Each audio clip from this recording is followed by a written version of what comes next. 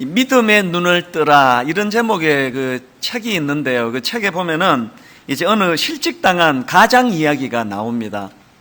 이 가장이 이제 실직을 당하고 집으로 터벅터벅 걸어가니 얼마나 그 기운은 없고, 또 이제 장래를 생각하니 이제 앞으로 이거 어떻게 되는 건가, 어떻게 살아야 되나, 그렇게 두렵고 불안한 마음이 가득한 이제 그런 상태였는데, 그렇게 이제 집으로 현관문을 열고 들어가니까 그 맨날 그렇게 하는 거 아닙니까? 그 아들이라고 그게 마루에서 이제 컴퓨터로 게임을 하고 있는 겁니다. 그 평상시 같으면은 그냥 왜 너는 또 공부 안 하고 이렇게 게임만 하느냐 뭐 이렇게 잔소리도 했겠지만, 그날은 너무 기력이 없어가지고 잔소리할 힘도 없는 거예요. 그래서 이제 우두커니 멍하게 그 게임하는 그 아들을 바라보고 있으니까 그 게임에 몰두하고 있는 그 아들에게서 좀 이상한 게 하나 보이는 거예요. 이 게임에 져서 화면에 fail 이런 글자가 나오면 이 아이가 오히려 더 신나하는 거예요. 그래서 이제 그 아버지가 이렇게 물었답니다. 너 fail이 무슨 뜻인지 모르니? 그랬더니 아들이 하는 말이 모르긴요, 실패라는 뜻 아닙니까? 그래서 아버지가 또 이야기했습니다. 그런데 너는 왜 어떻게 그렇게 기뻐하니? 실패라는 말이 무슨 뜻인지 몰라? 그랬더니 그 아들이 하는 말이 이랬습니다. 에이, 아빠도 게임에서 실패란 것은 다시 한 번 더 해보라는 뜻이잖아요. 새로 한 번 더 할 수 있으니까 얼마나 좋은 겁니까? 그 아들의 그 이야기를 듣고는 이 아버지가 깜짝 놀랐다는 거예요. 그리고 그 다음 내용은, 책에 있는 내용을 제가 그대로 읽어드릴게요. 한번 들어보십시오. 아들 녀석을 보면서 아빠는 그만 눈물이 울컥 쏟아졌다. 그래, 내가 나보다 낫구나. 실패란 내 말처럼 끝이란 소리가 아니로구나. 다시 한번 해보라는 뜻이구나. 새롭게 시작하라는 뜻이니 오히려 신나는 일이 맞구나. 아빠는 다시 일어났다. 다른 눈으로 문제를 바라보게 되었기 때문이다.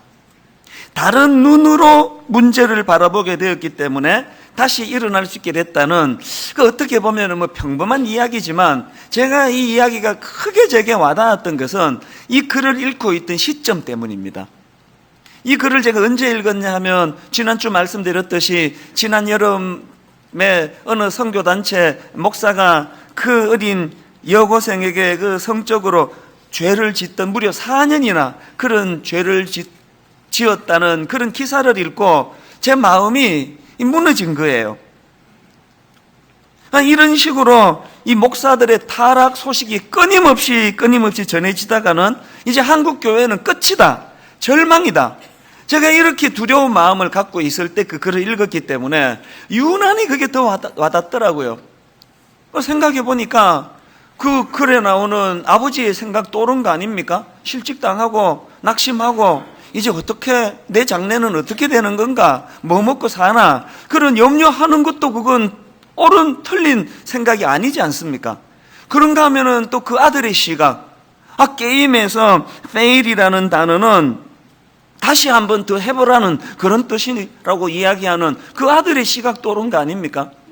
그 제가 왜 이런 생각을 하게 됐냐 하면은, 지금 인간적으로 보면은 이런 그냥 초라하게 짝이 없는 비참한 소식이 계속 나와가지고 이제 한국 교회는 이제 더 이상 희망이 없다, 한국 교회는 절망적이다, 이런 시각으로 보는 제 생각도 틀린 게 아니에요.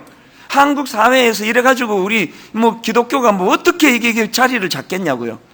그런 절망적인 시각도 틀린 게 아니지만, 그러나 아까 그 글에 나오는 것처럼 다른 눈으로 문제를 바라보기 시작할 때 여전히 하나님 살아계시고 여전히 하나님의 사랑이 우리와 함께 한다면 인간의 절망이 곧 하나님의 희망이 될 수 있다.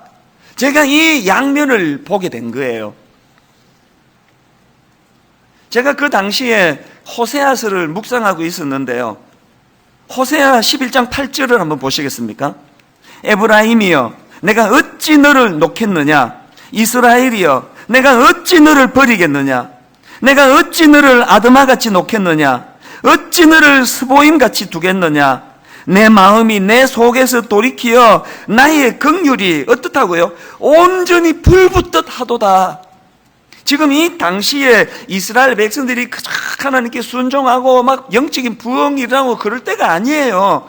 이 호세아서의 배경은요, 백성들의 타락이, 변질이 말로 다 할 수 없는 그런 변질된 상황이고, 이쁜 구석이라고는 하나도 없던 그런 상황인데, 그래서 하나님께서 진노하시는 말씀이 나오는 게 이게 호세아서인데, 그런 상황에서도 하나님께서는 내가 어찌 너를 놓겠느냐, 내가 어찌 너를 버리겠느냐, 이 말씀을 묵상하는데 이게 꼭 오늘 이렇게 그냥 초라하게 짝이 없는 한국교회와 저에게 주시는 말씀 같더라고요.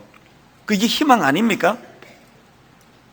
사실 지난 여름에 그냥 막 너무 그 마음이 힘들어지니까요, 제가 이 땅에서 그 목사로 살아가는 것 자체가 수치스럽더라고요. 그 슈퍼 같은 데서 성도님들이 목사님 그러면 난 너무 마음이 힘들어요. 그 슈퍼에서 저 보시더라도 할 수 있는 대로 아는 척 하지 말아주시고, 꼭 부르셔야 되면은 김기사 뭐 이렇게 부르시든지. 이건 뭐 농담이지만, 자조 섞인 농담이지만요, 제 아이들에게 지 아버지가 목사라는 것도 내가 미안하고, 너무너무 마음이 힘드니까 이 그냥 사표 내고 뭐 이민 가야 되는 건가, 막 이렇게 마음이 힘들 때도요, 저를 지탱하게 만든, 또 저를 또 용기를 준 대상들은요, 여전히 참 힘든 여건 가운데에서도 개척교회, 지방의 조그만한 교회, 시골교회, 그냥 이런 목사들의 비리가 끊임없이 나오지만, 사실은 제가 알기로 너무너무 많은 신실한, 소리 없는, 또 이름 없는 그런 목회자들이 많은 거 저 알거든요. 얼마나 신실한 사모님들이 오늘도 눈물로 한국교회에서 기도하는지를 알거든요.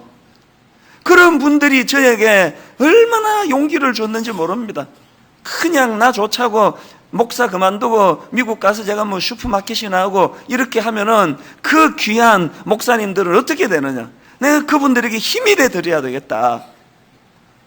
사실 이렇게 여전히 신실한 열악한 환경 속에서도 참 말씀대로 목회하려고 해서는 수많은 우리 목사님들, 그 사모님들에게 공통점이 있다면, 바로 이 내가 어찌 너를 놓겠느냐, 내가 어찌 너를 버리겠느냐, 이 하나님의 사랑을 경험하기 때문이라는 거예요. 그래서 저는 이번 2학기 때 이제 이 호세아서를 좀 살펴보려고 하는데요, 이 호세아서를 통해서 제 마음에 기대하는 게 뭐냐, 이제 모든 우리 성도님들이 이 놀라우신 하나님의 사랑, 어떤 경우에도 포기하지 아니하시는 하나님의 사랑을 좀 맛보는 그런 이번 2학기가 되기를 바랍니다. 그런데 여기서 중요한 게 하나 있는데요, 이렇게 포기하지 아니하시는 하나님의 사랑을 우리가 경험하려면 얼렁뚱땅, 설렁설렁 이거는 안 됩니다. 하나님의 공의, 하나님의 정확한 진단, 오늘의 우리의 현실이 어떠한가를 그냥 어물쩍 넘어가는 게 아니고, 참 아프지만, 참 부끄럽지만 정확하게 현실을 직시하는 거예요. 그런 맥락에서 이 호세아서는 그 당시 이스라엘 백성들을 향한 하나님의 진단으로 말씀이 시작되는 게 이 호세아서입니다. 호세아 4장 1절 2절 말씀을 한번 보시겠습니까? 이스라엘 자손들아, 여호와의 말씀을 들으라. 여호와께서 이 땅 주민과 논쟁하시나니 이 땅에는 진실도 없고 인애도 없고 하나님을 아는 지식도 없고 오직 저주와 속임과 살인과 도둑질과 간음뿐이요 포악하여 피가 피를 뒤이음이라. 지금 하나님이 보시는 본문 당시에 이스라엘 백성들의 상황은요, 한마디로 중병이라는 거예요. 이건 죽게 됐다는 거예요. 성한 데가 한 군데도 없다는 거예요. 그래서 제가 오늘 호세아서 첫 시간 첫날에요, 그 당시 이스라엘 백성들이 가졌던 문제점에 대해서 좀 분석을 하고, 그리고 이제 이 하나님의 사랑에 대해서 이제 다음 주일부터 구체적으로 좀 살펴보려고 하는데요. 자, 첫째로요, 그 당시 이스라엘 백성들이 가졌던 문제점이 두 가지가 있는데, 그 중에 하나가 뭐냐, 크게 음란함이라고 진단하시는 하나님이에요.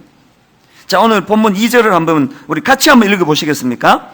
여호와께서 처음 호세아에게 말씀하실 때 여호와께서 호세아에게 이르시되 너는 가서 음란한 여자를 맞이하여 음란한 자식을 낳으라. 이 나라가 여호와를 떠나 크게 음란함이니라. 앞에서 말씀드렸듯이 호세아서는 하나님의 정확한 진단으로부터 시작되는 말씀이에요. 하나님이 그 시대 이스라엘 백성들에게 어떤 진단을 내립니까? 이 나라가 여호와를 떠나 크게 음란했다. 이게 하나님의 진단이에요. 그래서 여기서 이제 이 음란하다는 게 뭔지를 아는 게 중요한데요. 여기 나오는 이 음란이라는 단어는 원어로 보면 자나라는 단어인데요. 이 단어는 뭐 글자 그대로 그냥 우리말로도 간음하다, 또 음란한 행동을 하다, 뭐 이런 뜻을 가진 단어인데, 여기서 여러분 이 단어의 중요한 포인트가 뭐냐면은, 이 단어는 기본적으로 약속을 지키지 않는 불성실함을 나타내는 단어라는 거예요. 그렇기 때문에 이 자나, 음란을 뜻하는 이 자나라는 단어가 인간과 하나님의 관계적인 측면으로 이 단어가 사용되면은요, 하나님의 언약을 깨뜨리고 하나님 외에 다른 신을 섬기는 배도 행위를 설명할 때 사용되는 단어고요. 그런가 하면은 이 자나라는 단어가 나와 너, 우리 인간들 간의 이 관계적인 측면으로 이 단어가 사용되면은, 이 단어는 이런 뜻입니다. 배우자 외에 다른 이성과 육체적인 관계를 맺는 짓, 행위, 이게 자나예요. 여러분, 이 배우자 외에 다른 이성과 육체적인 관계를 맺는 거, 이건 역시도 약속을 지키지 않는 불성실함을 바탕에 두는 거 아닙니까?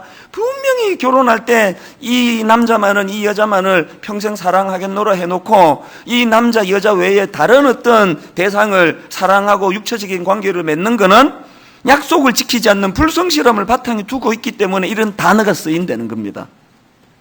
그런가 하면은 여기 나오는 이 음란이라는 단어와 관련한 한 가지 더 살펴볼 게 있는데, 여기 나오는 이 음란함이라는 이 단어를 이제 헬라어로 번역한 70인경에 보면은 이 단어를 헬라어로 포르네이아로 번역하고 있는데요. 아마 이 단어는 좀 들어본 것 같지 않습니까? 전에 한번 설명을 드렸거든요.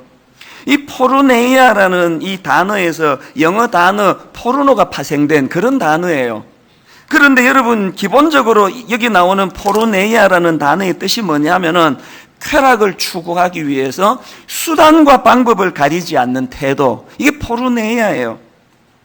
자, 그러니까 지금 2절에서 하나님께서 이 온 나라가 지금 음란한 상태다라고 말씀하시는데, 이때 나오는 이 음란은 크게 두 갈래로 설명할 수 있는 거예요. 하나는 영적인 음란함, 그런가 하면 또 하나는 육신적인 음란함, 이렇게 육적인 음란함으로 나눌 수가 있거든요.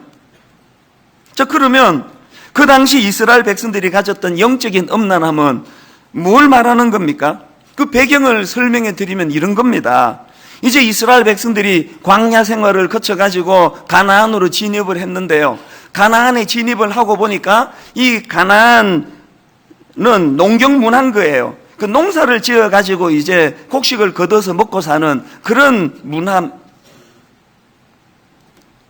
이스라엘 백성들은 지금까지 유목 생활을 하지 않았습니까? 양 몰고 다니면서 오늘은 여기서 자고 내일은 또 텐트 걷어가서 저기서 자고 돈가숙 서가식 이런 생활을 하던 이스라엘 백성들이 갑자기 이제 한 곳에 정착해 가지고 농사 지어 가지고 살려니까 이게 되겠습니까?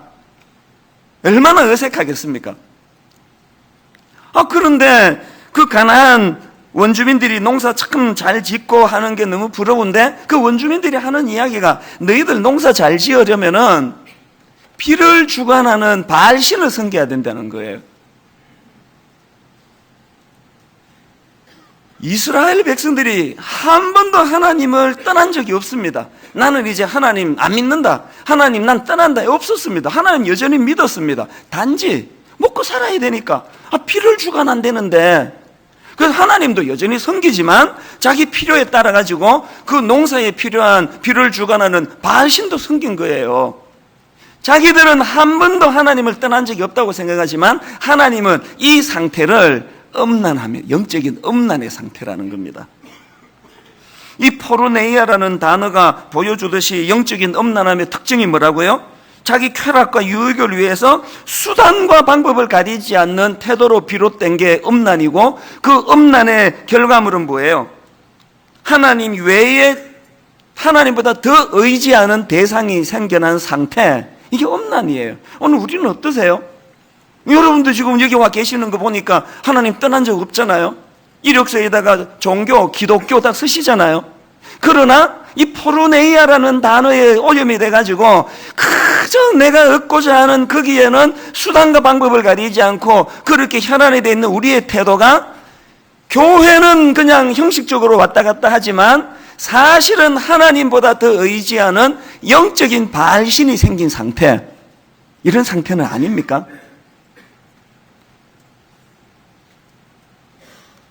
이 영적인 음란함이 왜 위험한가 하면요, 이 영적인 음란함은 우리 전 생활에 영향을 미치는데 이게 육적인 음란함으로 연결이 된다는 거예요. 제가 앞에서 바알신은 그 농사를 위해서 그 비를 주관하는 신이라고 말씀을 드렸는데, 그 당시 이 바알 종교는 그 포인트가 뭐냐 하면은요, 이제 농사를 잘 짓기 위해서 이제 비를 이제 바알신이 내려주셔야 되는데, 그런데 그 비를 어떻게 이해했는가 하면은, 바알신에게는 아스다롯 여신이라는 파트너가 있었는데요, 그들이 생각하는 비가 뭐냐 하면은, 이 애들이 있고 그래가지고 좀 민망하긴 한데, 그 바알신하고 그 파트너 아스다롯 여신이 성행위를 할 때 그때 나오는 분비물이 비라는 거예요. 하여튼 좀 더러운 얘기예요. 그래가지고 그들이 그 행하는 그 제사, 제의의식이 뭐냐 하면은요, 그 거룩한 창녀로 불리우던 여사제가 있었는데, 그 여사제가 제단에서 남자들과 이제 성행위를, 이제 이게 의식이에요. 그 남자들과 성행위를 가지면 이제 위에 계신 바알신이 그거 보고 충동이 느껴져가지고, 못 참겠다 그래서 나도 하자. 그래서 이제 그 아스다롯 여신하고 바알신이 성관계를 가지면은 이제 비가 온다. 이게 그들이 믿던 그 신앙의 핵심이에요. 이게 얼마나 이 유치하고 이게 지저분한 이야기입니까? 하나님 왜 분노하십니까? 아무리 급해도 그렇지. 어떻게 하나님을 믿는 택한 백성이라는 자들이 이런 저질 종교의 영향을 받을 수 있느냐는 거예요. 여러분 다 아시지만요, 지금 이 세상에서 통용되고 있는 거의 대부분의 문화는 기본적으로 바로 이 포르네이아를 바탕으로 하는 거 아닙니까? 끝간데 없는 내 어떤 탐심, 내 탐욕을 목마르게 추구하고 있는 게 이게 이 세상의 문화 아닙니까? 그래서 그 결과물로 나타나는 두드러진 현상이 성적인 타락 아닙니까? 제가 이번 여름에 왜 유난히 힘들었는가 하면은요, 미국에 이번에 가가지고 제가 참 가슴 아픈 이야기를 많이 들었거든요. 지금 미국 사회가 지금 이 동성 결혼이라는 이 큰 축으로 말미암아 지금 막 근간이 흔들리고 있다는 거예요. 그럼 누가 그런 얘기 해주더라고요. 지금 미국 대학가는요, 남녀 화장실 구분을 다 없애고 있는 추세래요. 남자 화장실, 여자 화장실 다 지금 통폐합하고 있답니다. 그럼 왜 그러는데요? 물었더니요, 그 동성 연애 하시는 분들이 민망할까봐. 그래서 이게 지금 화장실이 지금 이제 구분이 없애지는 이런 추세라는 거예요. 그 또 어떤 분이 저한테 참 믿기 어려운 이야기 해주셨는데요. 미국의 굉장한 명문대학이에요. 그 명문대학 기숙사에서 학생들이 데모를 했대요. 무슨 데모를 했느냐 하니까, 아니 왜 기숙사 이제 2인 1실을 말하겠죠? 왜 기숙사에 왜 파트너를 남자는 남자끼리, 여자는 여자끼리 이렇게 배정하느냐는 게. 아니 지금 동성 연애자들이 남자 여자끼리 그런 성적인 행위를 다 하는데 왜 기숙사를 남 여여 이렇게 구분하느냐. 그래서 막 데모를 해가지고요, 그게 통과가 돼가지고 그 명문대학교에서 1학년 때는 이제 학교가 배정해 주는 대로 남자 여자 이렇게 이제 그 룸메이트를 정하는데 2학년 들어가면은 파트너를 자기가 정한대요. 이 남자가 난 저 여자랑 하고 싶다, 이 여자를 배정해 달라. 어떻게 돌아가고 있는 겁니까 이 세상이? 기준이 지금 다 흔들리고 있는 중이거든요. 이게 우리는 또 미국 문화 영향을 많이 받는 나라니까 이게 이제 몇 년 지나면 또 이게 또 이제 우리 대학가도 이렇게 되는 거 아닌가? 이제 그런 근심을 하면서 한국으로 왔더니 한국에 돌아오고 이틀 만에 그 선교단체 목사가 여고생에게 성적으로 그렇게 4년이나 그런 죄를 지었다는 이게 제 마음을 무너지게 만든 거예요. 오늘 하나님이 만약에 분당 우리 교회를 진단해 주신다면, 오늘 하나님이 만약에 한국 교회를 진단해 주신다면 2절에 나오는 그 말씀 그대로 진단할 것 같은데요. 이 나라가 지금 엄난하다. 영적으로, 육적으로. 그런가 하면은 두 번째로 이스라엘 백성들이 가진 문제점이 하나 더 있는데요. 지금 하나님께서는 그들을 향해 너희들이 지금 이 나라가 크게 엄난한 상황이다, 그렇게 말씀하시는데 이스라엘 백성들은 그 하나님의 지적에 동의를 하지 않는 거예요. 이 호세아서 곳곳에 그런 그 이미지를 주는 말씀이 많은데요. 그 중에 한번 호세아 12장 8절을 한번 보십시오. 에브라임이 말하기를 나는 실로 부자라, 내가 재물을 얻었는데 내가 수고한 모든 것 중에서 죄라 할 만한 불의를 내게서 찾아낼 자가 없으리라. 무슨 문제냐는 거예요. 지금 하나님은 분명히 지금 너희들이 지금 중병이다 문제를 제기하시는데요, 동의가 안 되는 거예요. 이 더 큰 문제 아닙니까? 지난 주 목요일 날 무슨 일이 있었냐 하면은요, 세월이 얼마나 빠른지 옥하는 목사님이 돌아가신 지가 벌써 6년이 됐습니다. 그래서 이제 6주년을 맞이해가지고 사랑의 교회에서 옥하는 목사님 밑에서 부교역자 생활하던 저희들이 이제 옥 목사님 산소를 방문했습니다. 그리고는 이제 거기서 같이 이제 예배를 드렸는데요. 이제 그 사회를 보는 그 선배 목사님이 이제 이런 농담, 우스갯소리를 하는 거예요. 자기가 이렇게 참석한 사람을 쓱 둘러보니까 옛날에 옥 목사님한테 엄청 깨지던 사람은 다 왔다는 거예요. 옥 목사님께 혼났던 사람만 주로 이 모인 것 같습니다. 그런 농담을 해서 다 웃었는데 저는 그 말이 너무 감동이 되는 거예요. 계속 그 예배를 드리는 동안에 너무 감동이 되는 거예요. 사실 우리 부교역자 시절에 옥 목사님이 진짜 무서웠거든요. 화요일 아침에 교역자 회의 때는 그냥 말로 표현을 못해요. 특히 이제 그 교역자가 성도에게 무슨 상처를 줬다거나 그런 일이 발생하면은 그날은 우리 다 죽음이에요. 얼마나 무섭게 야단을 치는지, 다른 교회 가라. 너 왜 우리 교회 성도 이렇게 괴롭히느냐고. 막 그렇게 야단치면요, 이건 그냥 다 얼음이에요, 얼음. 근데 제가 참 이상하게 생각하는 게, 그렇게 이제 어떤 선배 한 사람이 엄청 직격탄 그냥 둘러서 얘기하시지도 않아요. 경상도 아버지. 바로 그냥 직격탄을 날리는데, 회의 끝나고 이제 이 사람이 이제 죽었다 싶은데요, 싱글벙글 그렇게 하고 나오는 거예요. 진짜 인상적이었습니다. 왜 그 목사님은 그렇게 후배들 앞에 정말 이거는 인격 모독에 가까운 그런 야단을 맞았는데 왜 상처를 안 받느냐고요. 왜 상처를 안 받을까요? 옥 목사님이 중심을 하니까, 저분이 남 모욕 주려고 저렇게 야단치시는 게 아니라 이렇게 강하게 자극을 주심으로 다시는 성도 상처 주는 일 하지 않도록 목사님의 마음을 읽으니까 상처가 안 되는 거예요. 그리고 또 그러다 보니까 그 말씀에 승복이 되니까, 제가 그 옥 목사님의 산소에 그때 같이 예배를 드리면서 계속 그게 감동이 되는 거예요. 쓱 둘러보니까 그렇게 깨졌던 그 목사님도 와 있더라고요. 그때부터 딴 데 가라 그래도 지금 안 가고 6년이 지난 지금까지 계속 옥 목사님 마음에 그리워하는, 그게 너무 감동이 되는 거예요. 목사님이 너무 귀한 거 아닙니까?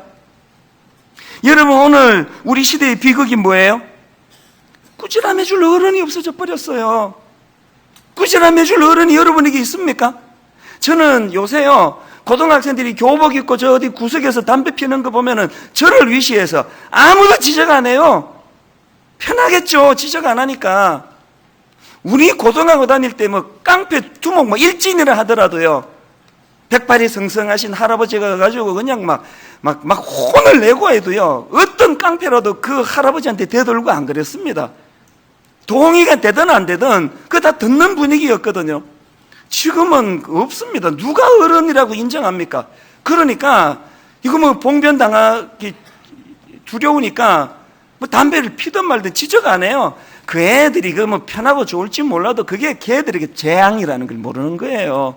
오늘 우리 시대의 비극은요, 나를 꾸짖어줄 어른이 없어졌다는 거예요.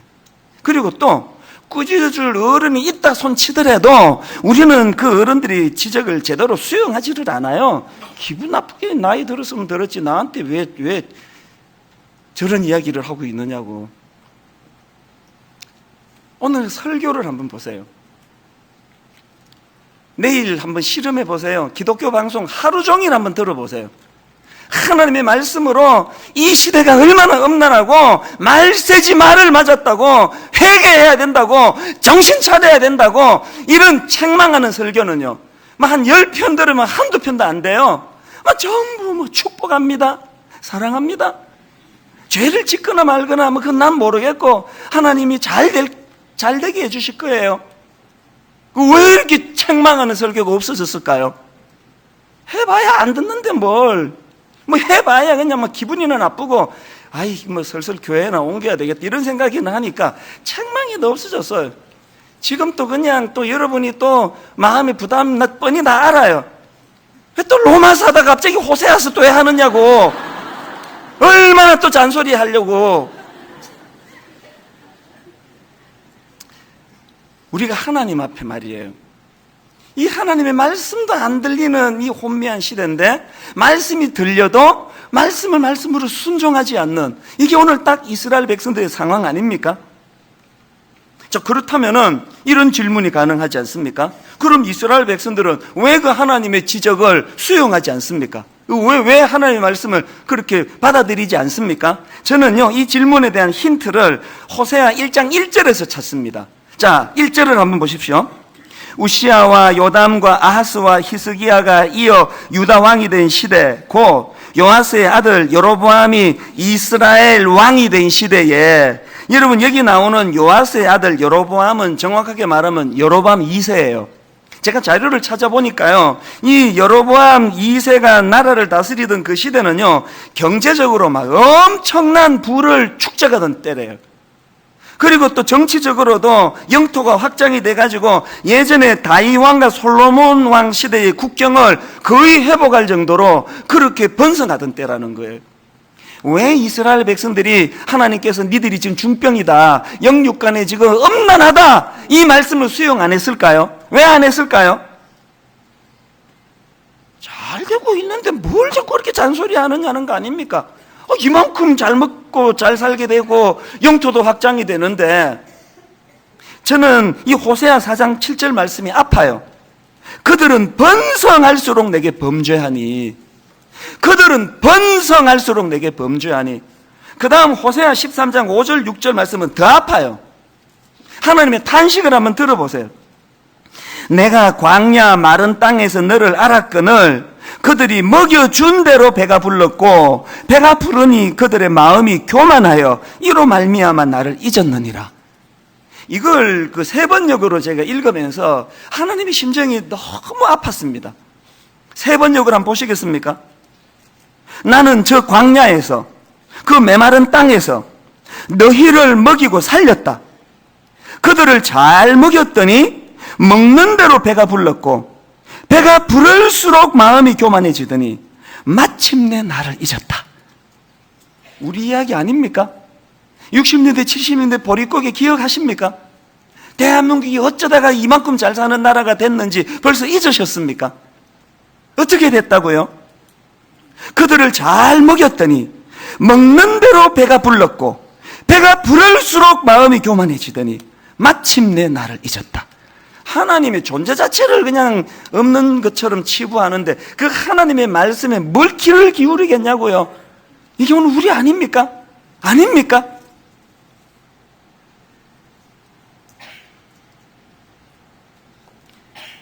지난 여름에 그 성적으로 타락한 그 목사를 제가 막 엄청나게 제가 마음이 상해가지고요. 뭐 이런 정말 인간이 다 있냐고 막 내가 뭐 누구 사람한테 찾아가가지고 험담하고 그러진 않았지만 마음으로 막 엄청 분노가 생기는 거예요. 어떻게 목사가 이런 짓을 할 수 있느냐고 그러고 있는데요. 어느 아침이에요. 하나님이 저에게 무서운 경고를 주셨어요. 니나 걔나 같은 부주라는 거예요. 이게 말이나 되는 소리입니까? 하나님이 저에게 주신 경고가 뭔지 아십니까? 저는요, 어릴 때부터 막 너무너무 그 남녀 이런 거 막 엄격한 그런 교회에서 자랐거든요. 그리고 이게 중등부 회장 이런 거 할 때 이제 임원회 한다고 중등부실 그 지하실에 있는데 그 남녀 임원이 모여가지고 회의하면은 막 갑자기 또 어른이 돌아가지고 이것들이 어디 컴컴한데 그냥 남녀가 그냥 이렇게 희닥거리고 있느냐고 다 나가라고 막 그런 분위기였습니다. 엄청 반발심이 컸죠. 불 켜놓고 있는데 뭐 그 어두컴컴하기는 뭘. 이 임원회 하는데 무슨 남녀가 희덕거리기는. 어쨌든 제가 그런 분위기 속에서 자라다 보니까요. 저는 이 이성에 대해 가지고 그 억제력이 많아요. 이거는요, 믿음이 아니에요. 이건 그렇게 교육을 그렇게 받았기 때문이에요. 그래서 저는 지금도 여성도랑 1대1로 만나면은요, 그냥 어색해, 그 자체가. 그냥 뭐 1대1로 뭐 둘이 절대로 내가 식사 같은 거 안 하고 차 같이 안 타는 이유는 제가 거룩하고 순결해서 그런 게 아니고요. 난 그게 어색해요. 더군다나 그 상대방 여자가 막 좀 이쁘기라도 하면은 저는 그날 막 얼음이에요. 그러니까 이런저런 하나님이 아시고 참 우리 교회에 제가 힘들지 않은 외모를 가진 성도들만 보내주신 건 늘 감사합니다. 그 아침에 하나님 제게 주신 경고가 뭔지 아십니까? 네가 그 성적인 죄를 지은 그 목사를 그렇게 비난하고 욕하고 있지만 뿌리를 봐야 되는데 그 뿌리 세번역 성경 다시 한번 보세요. 그들을 잘 먹였더니 먹는 대로 배가 불렀고 배가 부를수록 마음이 교만해지더니 그러고 그날 아침에 깨달은 게요. 이런 죄를 범하는 목사 거의 대부분이 다 큰 교회 목사예요. 배가 불렀다는 거예요. 배가.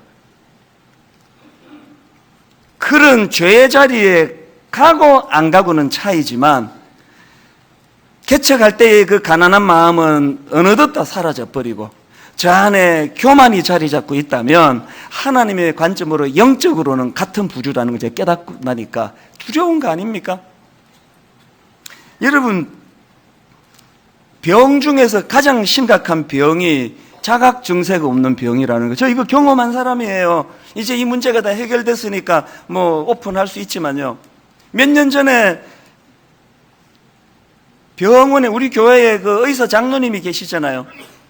무슨 그 엑스레이인가 뭔가 뭐 그거를 보시고는 큰일 났다고 막 빨리 오라 그래가지고요.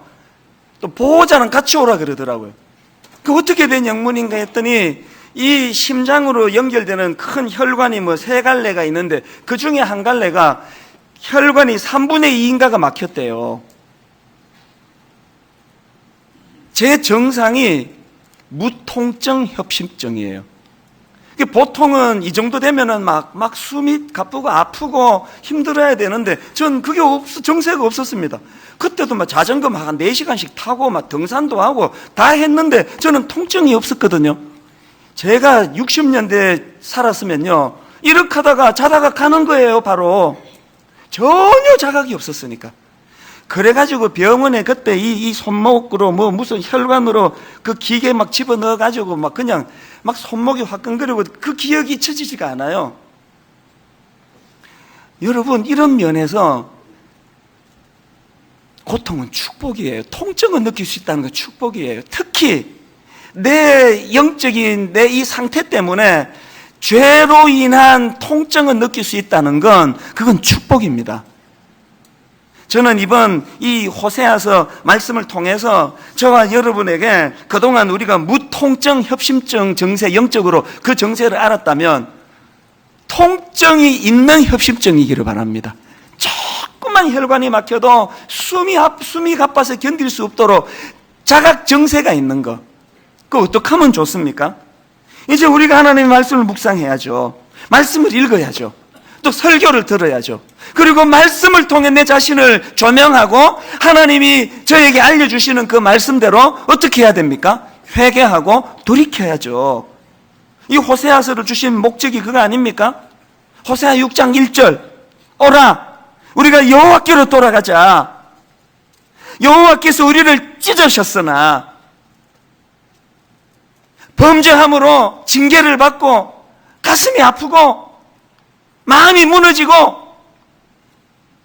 어쩔 줄 몰라 하는 초라한 자리에 빠진다 할지라도 오라 우리가 여호와께로 돌아가자.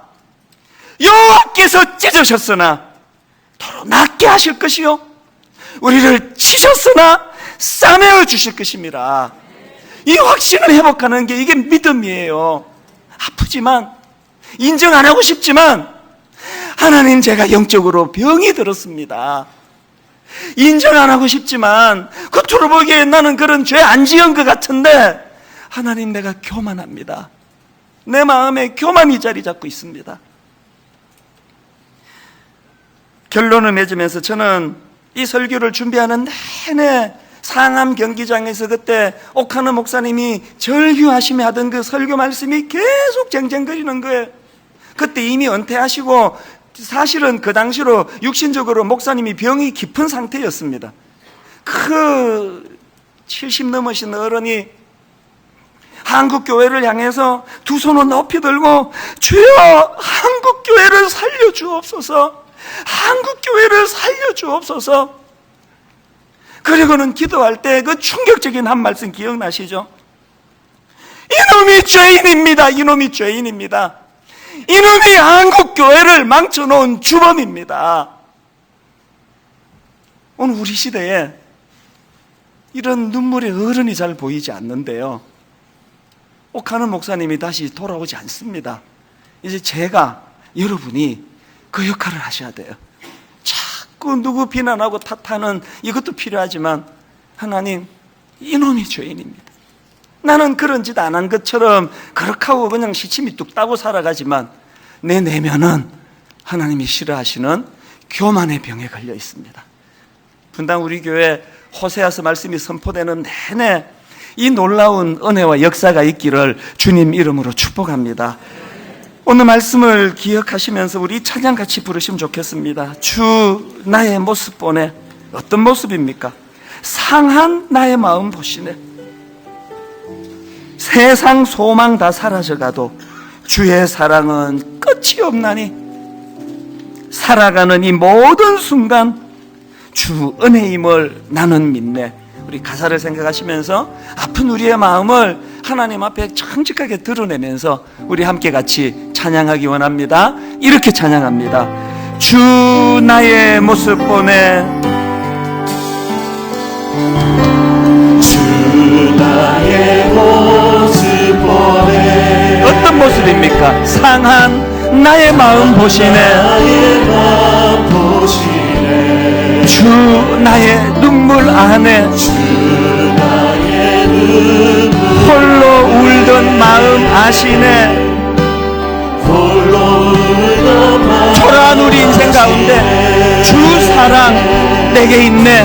주 사랑 내게 있네. 그 사랑이 날 채우네. 그 사랑이 날 채우네.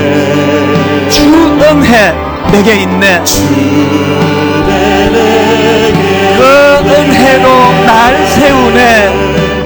그 은혜로 날 오늘 호세아서와 같은 그 상황 속에서도 세상 소망 다 사라져가도 다 사라져가 주의 사랑은 끝이 없으니 끝이 없으니 살아가는 이 모든 순간이 이 모든 순간 주 은혜임을 나는 믿네. 나는 믿네. 세상 소망 다 사라져가도 소망 다 사라져가 주의 사랑은 끝이 없으니 끝이 없으니 살아가는 이 모든 순간이 이 모든 순간이 주 은혜임을 나는 믿네. 나는 믿네. 우리 찬양 한 번 더 부를 텐데요, 우리 한번 정직하게, 이게 남의 나라 뭐 역사 공부하러 여기 온 거 아니잖아요.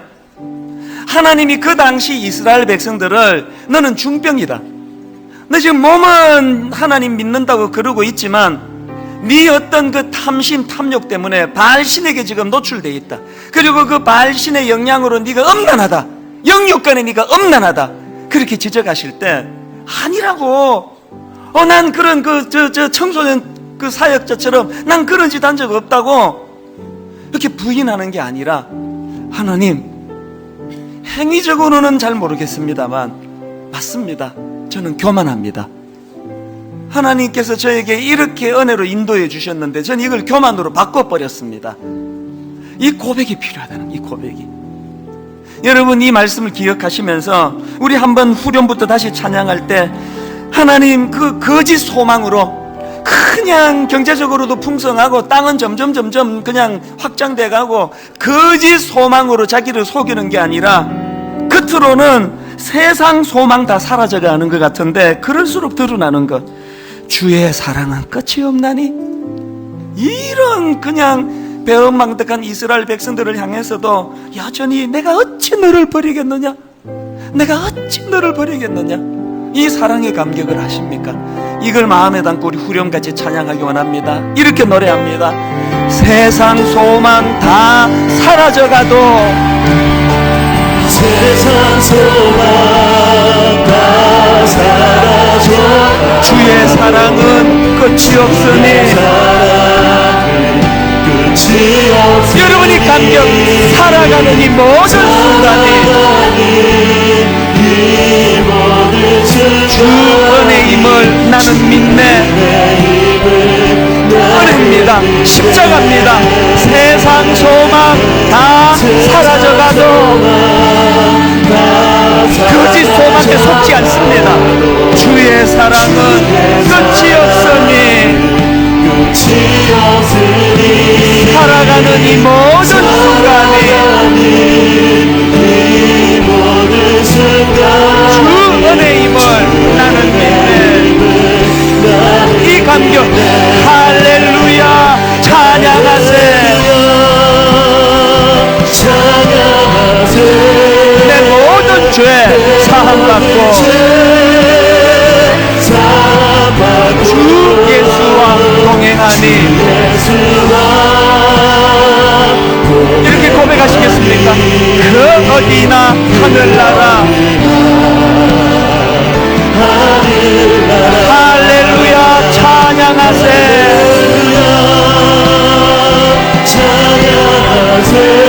내 모든 죄 사함받고 주 예수와 동행하니. 그 어디나 하늘나라.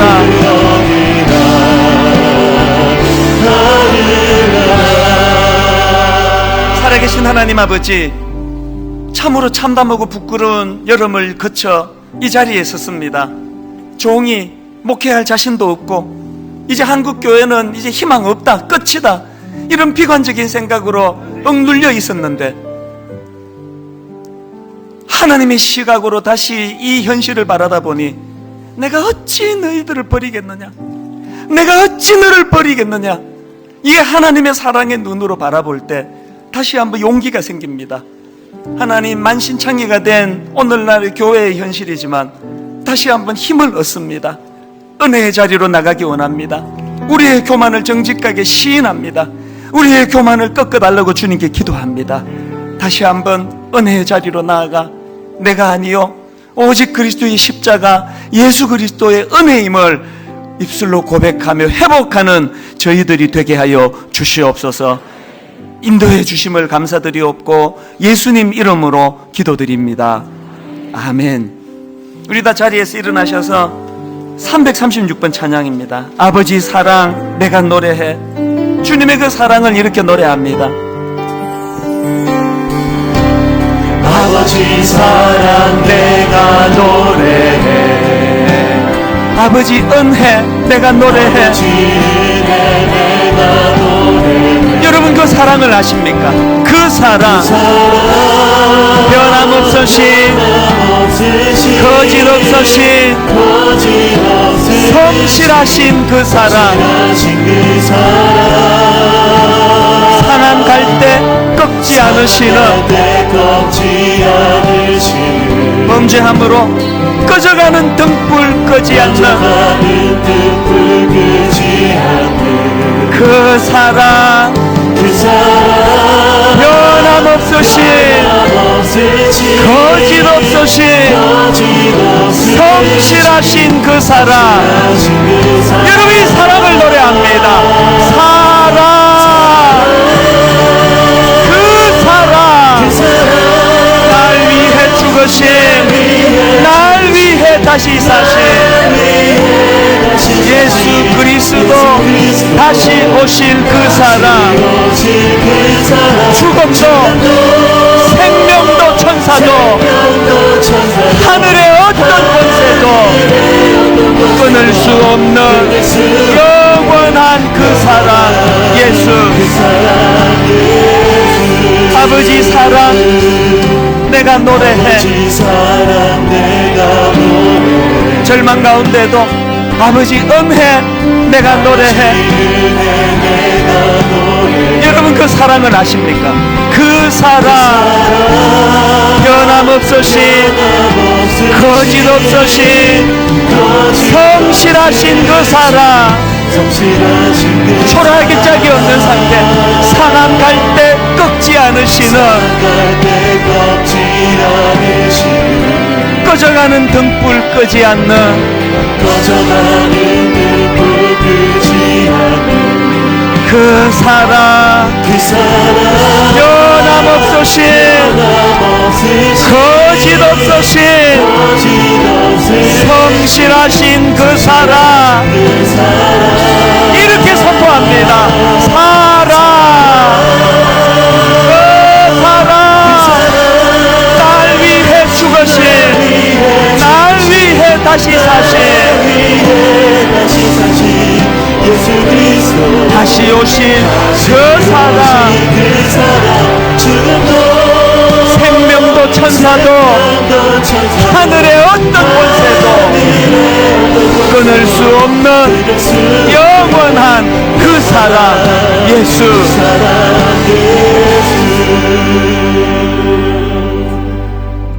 오라, 우리가 여호와께로 돌아가자. 여호와께서 우리를 찢으셨으나 도로 낫게 하실 것이요, 우리를 치셨으나 싸매어 주실 것입니다. 하나님, 호세아서를 통하여 이 하나님의 사랑이 내 마음에 와닿고 그 하나님 사랑에 반응하며 하나님의 지적을 수용하며 회개하며 회복의 자리로 나가기를 원합니다. 이번 한 주간 내내 이 사랑의 기쁨을 누리는 한 주간 되게 하여 주시옵소서.